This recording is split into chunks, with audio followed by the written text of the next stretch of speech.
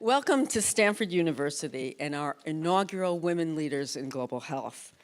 I'd like to extend a special welcome to all those overseas at their homes and in their offices watching this live stream.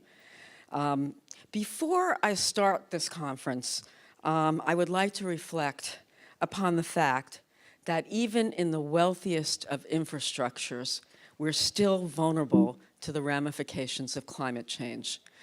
And I'd like to extend a heartfelt, our heart going out to our neighbors and first responders that are responding to the ravages of wildfires in Napa and Sonoma. So I had to start with that. Let's see. Whoops, I don't want to fall off this stool. This is not good. Okay. First slide. 6 weeks ago, Jim Young Kim, president of the World Bank, tweeted this photo after a meeting with top leaders from the World Health Organization. And how many of you have seen this photo?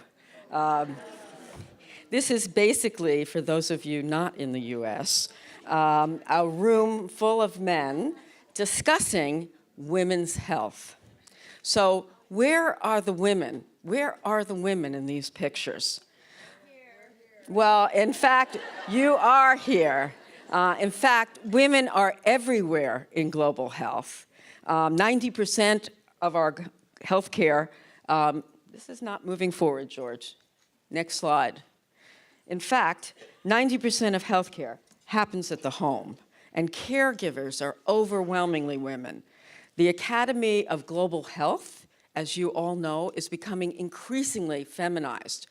I would say at least 85% of my students are women, and when you look in the literature that Jennifer Downs has done, there's been wonderful data on that 80% of global and public health students are women.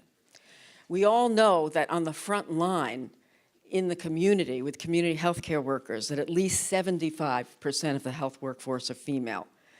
And looking around the room, and this is an amazing room of women, there is no shortage of talented women in the pipeline. So, but the picture looks different at the top. With every step up the ladder, the proportion of women shrinks. The World Health Assembly is 68% men. 70% of health ministers, Patty Garcia and Agnes, are men, since we have many ministers of health of women in the audience. And on the front, and at least at US medical schools and public health schools and global health institutes, men predominantly hold the top positions, despite the fact that global health has become increasingly feminized. In Fortune 500 countries around the world, 26 out of 27 health sector CEOs are men. How can we succeed? How can we succeed when half of the talent sits on the bench? Well, we all know that diversity wins. When we have diversity, careers flourish, companies prosper, outcomes improve. And there's been some wonderful work done at our Clayman Institute of Gender Research, which actually shows this is true. So that photo I showed you of Jim Kim was retweeted hundreds of times. And the Women in Global Health, an NGO, one of our implementing partners, advocated for change in WHO leadership. So I want to give credit where credit is due. And this is not working, so I love it, Silicon Valley. Next slide. Next slide. I'm just going to ask you to do next slides. So basically, I wanted to show you and give credit to Tedros, the new leader of WHO, who last week announced his new senior leadership, of which 7 of 11 are women. And actually, a few of them are in this room, so I hope they share their story. Next slide. Well, actually, stay on this slide. I wanted to share, before I go on, one personal story.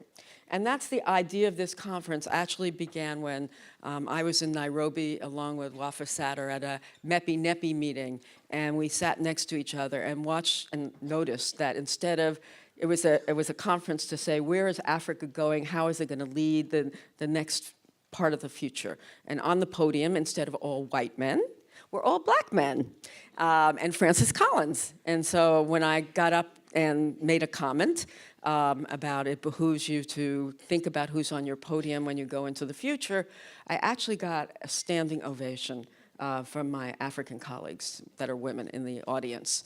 So I went up to Francis Collins. I just want to tell you where this conference came from. And I said to Francis, you know, we need to do something about it. And he said, okay, I'll give you some money. And thank you, Hannah Valentine, for expediting that. If you pull together some mechanism where we can make a difference. So I am really hoping that this conference makes a difference.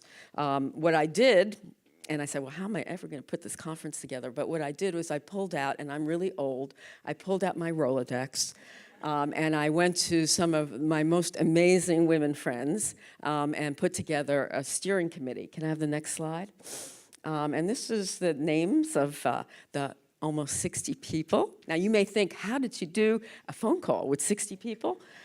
I want to tell you, we had the most efficient phone calls you've ever heard. We had amazing women on this call, and I want to thank the women in the steering committee, because really this conference is all about them. And the next slide, I want to thank, because it does take a bit of money to be able, what I really wanted to do is bring in emerging leaders, particularly from around the world who couldn't afford to come to Stanford. We really wanted to get financial aid, so we really had to raise quite a bit of money to fly people here and house them. So I want to thank my sponsors, because we were able to bring almost 70 women from around the world and give them full financial aid. So thank you, sponsors. When the conference was announced, we had no idea what the response would be.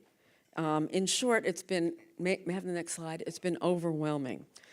We actually have 390 women leaders in this room, 20 very brave, very lucky men. And I want to talk about how we engage men. We're going to have a panel on that because we're going to get nothing done if we don't engage men in this dialogue. 68 countries are represented, and 250 institutions, companies, and nonprofits. And even more men and women are joining by live stream. Our main objection, and I have the next slide, is to create dialogue and identify actions we can take, and really to discuss what the barriers are to leadership. Why are we not getting to those top places? What are we doing wrong? And who needs to engage to make a difference? And who can really lead to real change? And I must say, we have a hidden objective, which I hope you all take advantage of, and that's to create a community, to create an atmosphere for networking. So please talk to your partners. It's not only about finding a mentor, it's also about finding women who will sponsor you in your career and put you up. Lastly, my sincere hope is that this conference, however great it is, and I really hope it's going to be great, is not a one-off, that we actually end the day with tangible actions to go forth. And I really would love to see a sustainable movement for women in leadership in global health that goes forward. So let's start.